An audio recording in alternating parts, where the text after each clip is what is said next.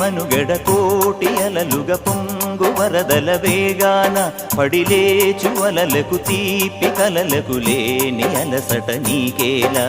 నల్ల నల్ల నీళ్లలోన ఎల్లకిల్ల పడ్డట్టున్న అల్లో మల్లో ఆకాశాన చుక్కల్లు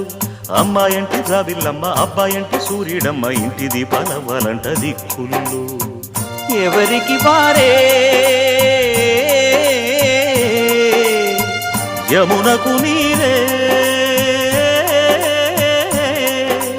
రేవు నీరు నావదంట నావతోడు రేవుదంట పంచుకుంటే